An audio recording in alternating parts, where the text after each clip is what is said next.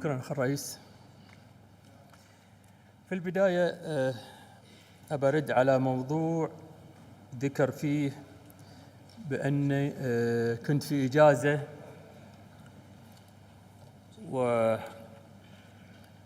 والبلد مشاكل والأوضاع السياسية، ويتكلم على أمور كثيرة. يعني أول شيء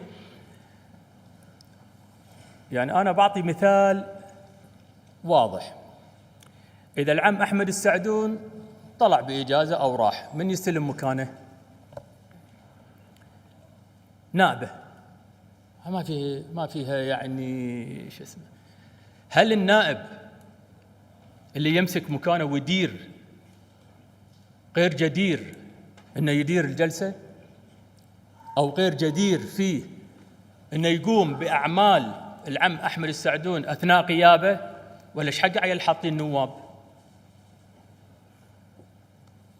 لو في اصعب الحالات النائب يقوم بدور الرئيس بجميع اختصاصاته، الا ان كان الرئيس قايل له اعمل كذا لا تعمل كذا، والا له حق انه يعمل كل اللي بصفته كونه هو الرئيس. انا نفس الشيء، انا طلعت بإجازة رسمية بموافقة القيادة. هل انت عندك خبر انا ليش الإجازة هذه خذيتها؟ تدري عن وضعي؟ تدري عن الحالة اللي أنا فيها؟ تدري ليش ما أخذ إجازة ورايح؟ أنت ما تدري عن الشخص ولا تدري عن الإنسان. ما يصير تحكم على إنسان أنت ما تدري عنه. وبعدين في رجال مستلمة ولها جميع الصلاحيات تتخذ أثناء غيابي كأني أنا موجود. إذا كل واحد مسؤول وياخذ إجازة نائبة ما يمشي، أنا ما وجهة نظرك. النقطة الثانية، اتهام رئيس جهاز الأداء الحكومي.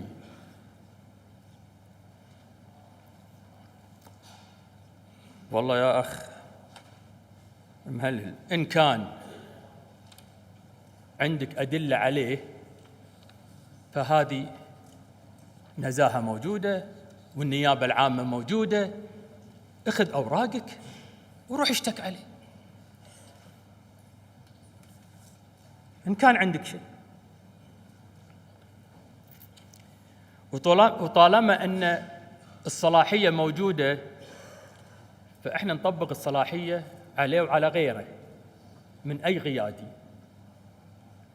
فما تفرض علينا نحول ما نحول. أنا إذا لقيت شيء عليه ما أنطرك تقول لي، لكن إذا أنت عندك شيء عندك خيارين: يا أنك تروح شخصياً أنت وتقدم، يا أنك تسلم لنا.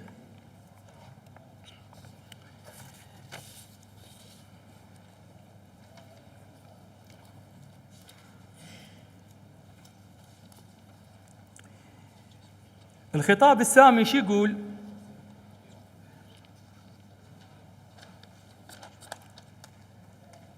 تقول يا أخ مهلهل بأن الخطاب السامي مثل يقول يعني ولا تقربوا الصلاة. الخطاب السامي ذكر بأن يدعو السلطتين للضرورة وفتح صفحة جديدة عنوانها التعاون ونبذ التناحر. أنت أخ مهلهل تأخذ اللي تبي وتترك اللي ما تبي.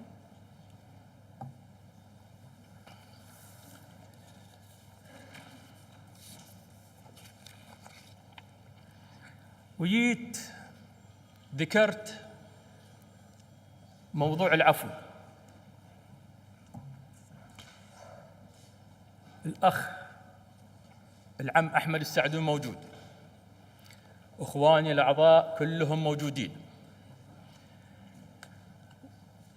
ويقدرون يقولوا لك متى تناقشنا في موضوع العفو؟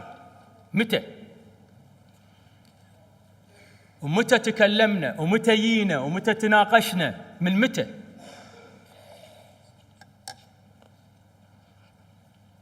من قبل لا تقدم استجوابك، مو بعد ما قدمت استجوابك تيجي تقول إن إحنا رحنا سوينا العفو. لا، غلطان. إحنا قاعدين ونمهد، والإخوان تفضلوا وراحوا لسمو ولي العهد، وهم قبل لا أنت تقدم استجوابك، وصار في نقاش عندهم، وصار في أخذ وعطاء، وكل يوم يقعدون معانا وإحنا نتكلم وياهم ونعطيهم الوعود، وإن شاء الله في الأوقات يعني في أخذ وعطاء، لأن الله كتب لنا. هو بعد الله سبحانه يكتب الشيء اللي يبيه يعطيه، بعدين أنت ليش زعلان؟ ليش زعلان؟ يعني تزعل لأن سوينا خير للبلد ولأهل الكويت، وأن يرجعون عيالنا وأبنائنا إلى أهاليهم؟ يعني تزعل ليش إن قمنا سوينا هذا الشيء؟ يعني ما لازم أصلاً تجيب طاري العفو، ما لازم تجيب طارية.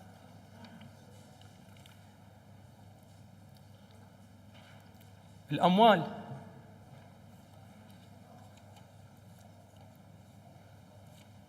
أنت تدري أن التأمينات الاجتماعية أموالها المسروقة ردت ولا لا؟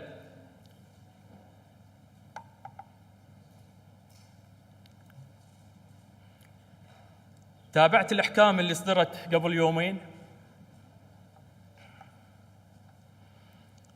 سمعت عن الحالات اللي راحت للنيابة العامة؟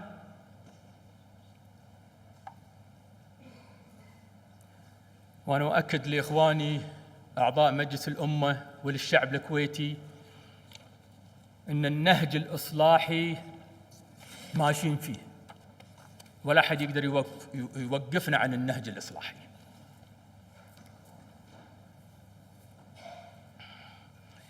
وتجي الله يسلمك وتقول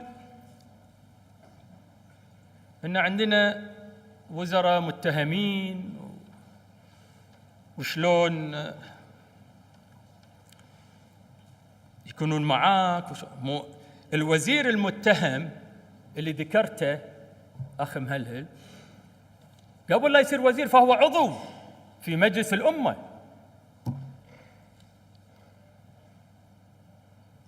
يعني معناها لما يكون عضو في مجلس الأمة شنو معناها؟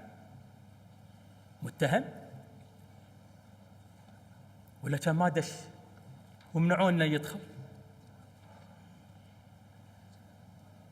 فيعني لا، وانتو اخ مهل، انت تدري شو اللي حصل وياه، تدري مع الناس اللي اتهمتهم، انت عارف شنو الاجراءات اللي تمت عليهم، عندك خبر في كل شيء، بس تبي تشير يعني تعمل مثل شوشره وتعمل على اخوانك، هذول مهما يكونون اخوانك يعني. واحنا يعني نبي نحاول يعني خلينا نفتح صفحه جديده خلاص. لمتى هذه التناحرات؟ لمتى هالامور هذه؟ هل هي في مصلحه الكويت؟ هل تسوون هذا كله؟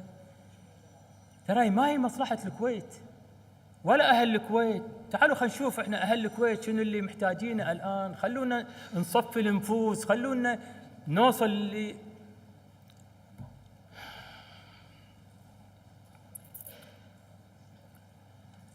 بالنسبه للمتقاعدين،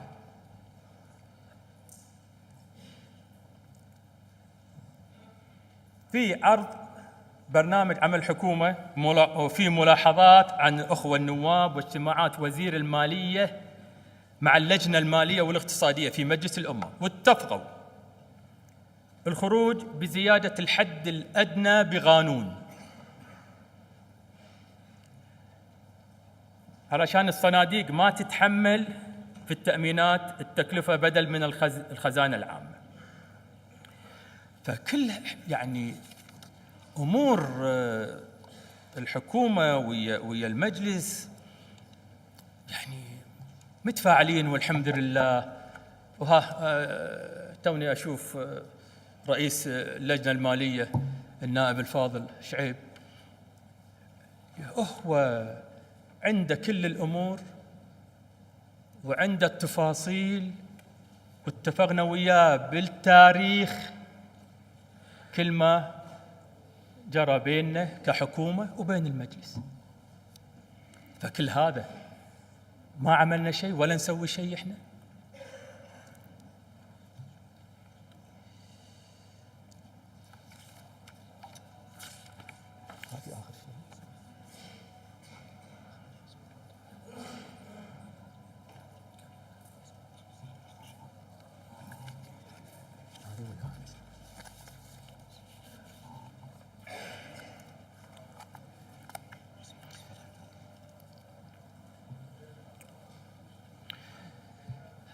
في الختام، الأخوة والأخوات أعضاء مجلس الأمة، إخواني وأخواتي، أبنائي وبناتي، عماد المستقبل والرهان الحقيقي للكويت، اسمحوا لي أن أختم بهذه الكلمة وأنا هنا أتحدث بأكثر من صفة.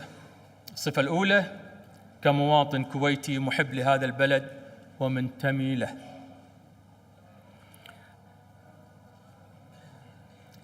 وصفة أخرى وثانية مرتبطة بالتكليف الذي كتبه الله علي أن أتولى هذه المسؤولية في هذه المرحلة الحساسة والدقيقة من عمر الكويت. وصفة أخرى مرتبطة بفهم ومعرفة تاريخ هذا البلد وإدراك العنصر الاستثنائي المميز فيه، والذي جعله دائما في الصدارة وفي موقع التميز. إخواني، ما نالت الكويت مكانتها بسبب النفط والثروة أبداً، وإن كان النفط إضافة نوعية وكبيرة لمسيرتها. هناك أشياء أكبر وأهم من النفط وأعظم من كل الثروات، ألا وهو العقد الاجتماعي الذي جمعنا ككويتيين. هذه الرابطة الاستثنائية بين الحاكم والمحكوم، والتي جعلتنا في الكويت أقوى وأكثر تأثيراً في كافة المراحل. وكما حدث في كل عهد وكما يجب أن يحدث دائماً، عملنا بكل قوة وبكافة الطرق والوسائل أن نبدأ عهداً نقياً خالياً من الكراهية والحمولة السلبية،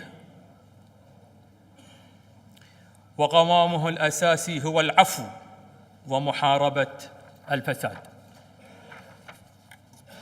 هذه الخطوة التي تهدف لتهيئة الأجواء نحو تعاون مثمر بين السلطتين وفق الأسس الدستورية وإزالة كل العوائق أمام التنمية والإنجاز. إن العفو الأميري نموذج لإرادة خالصة وعزم أكيد ورغبة صادقة من صاحب السمو تحقيقاً لمصلحة البلاد العليا. وكما حدث في محطات تاريخية هامة لا تخفي عليكم في عهود المؤسسين الأوائل من حكام وأبناء الكويت، كانت هذه الخطوة كفيلة بتجاوز أعباء الماضي والدعوة للعمل جميعاً على بناء الكويت ونهضتها. لا يمكن أن نتقدم خطوة واحدة للأمام دون طي صفحة الماضي وتجاوز الخلافات، فمن عفا وأصلح فأجره على الله. وما زاد الله عبداً بعفو إلا عزاً. وأؤكد هنا للجميع من أبناء الشعب الكويتي أن الأمر لا يتوقف عند العفو فقط أو تجاوز الماضي وعلاته وعثراته، بل يجسد الخطوة الأولى نحو المستقبل والأمل الذي ينشده الكويتيون جميعاً. الأخوة جميعاً، لم أقف اليوم أمامكم إلا من أجل التالي: الإعلان الصريح والمباشر والعمل بالالتزام في الدستور، وحق النائب ممثل الأمة بالاستجواب دون مماطلة أو تحايل أو تعطيل، وحق الأمة كذلك بأسرها في أن نتحدث لها ونكشف لها عن كل شيء، فلا يوجد لدينا ما نخفيه أو نخشى منه. والأمر الأهم من هذا كله أن نقابل الكويتيين بقلب صادق ورغبة شجاعة وجريئة، ويد ممدودة للتعاون مع ممثلي الأمة ببرنامج واضح وعملي بدءاً من اليوم الأول في خارطة تعاون معلنة وشفافة وعملية. الأخوة والأخوات، إننا لا نبدأ اليوم من الصفر أبداً، بل نبني ونراكم ما بناه من سبقنا من حكام الكويت ورجالاتها وأهلها ونخبها العظيمة، نسير على الطريق الذي أسس له ومهده المغفور له الشيخ عبد الله السالم، ونستكمل ما بداه رجالات الكويت وأهلها في بدايات الاستقلال، الرجال الذين خطوا النهج الدستوري الذي نسير عليه اليوم، ونلتزم بقواعده ونتقدم وفق هديه ونهجه الثابت، ملتزمين بالقسم على خدمة البلاد والحفاظ على مكتسباتها والدفع بعجلة التنمية للأمام. لقد مضت أعوام ضاعت فيها الكثير من الفرص للعمل الجاد نحو التقدم والنماء، ولا نريد أن تضيع سنوات أخرى من عمر الكويت وشعبها في النزاعات والجدل والصراع الذي يستهلك من قوتنا جميعاً ويفتت من تعاضدنا ويضرب في وحدتنا ويضعف من عزيمتنا. لذلك كان التزاماً علينا أن لا نبدأ هذا العهد إلا بالوحدة ورص الصفوف وتجاوز الماضي وتكريس العفو قيمة وديناً والتزاماً ونهجاً اعتاد عليه الكويتيون من قديم الزمن، وأن تكون هذه الخطوة مفتاحاً للعمل المشترك والدؤوب لمعالجة القضايا التنموية العالقة. فلا يجوز أن تكون الكويت على حالها اليوم، وهي الدولة القدوة والنموذج في النهضة والتقدم والديمقراطية منذ عشرات السنين. أحثكم اليوم أيها الأخوة وأناشدكم على التجاوز عن صغار الأمور وعن كل الخلافات والاختلافات، وأدعوكم جميعاً للعمل وبكل قوة. أدعوكم ونفسي أولاً للالتزام بالنهج الكويتي الثابت، وأن نكون يداً واحدة لبناء بلدنا وتجاوز عثراتنا وتلافي أخطائنا والنظر للأمام. كما وقفت أمامكم اليوم بثوب أبيض ويد ممدودة وقلب مفتوح، فإني أجدد قسمي أمامكم وأمام الشعب الكويتي بأن أذود عن هذا الوطن وأن أعمل بكل قوة لحمايته ونهضته ونموه وتطوره، ومحاربة كل فاسد يعمل ليلا نهار لهدم هذه الرؤية وهذا الحلم الذي نسعى له. وقبل لا أختم يا أخوان، سألني الأخ الفاضل مهلهل إني أنا قدمت ذمتي المالية. أنا أقول له نعم، ترى أنا قدمت ذمتي المالية في شهر، والله أعتقد تقريبا من شهرين، يعني قدمت ذمتي. المهم قدمت ذمتي المالية. شكرا أخي الرئيس، والسلام عليكم ورحمة الله وبركاته.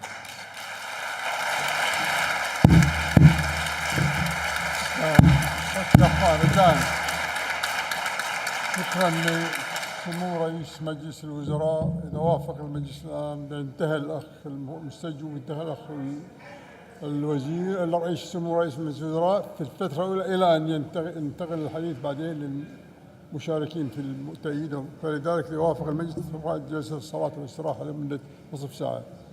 ترفع الجلسة الصلاة والاستراحة لمدة نصف ساعة.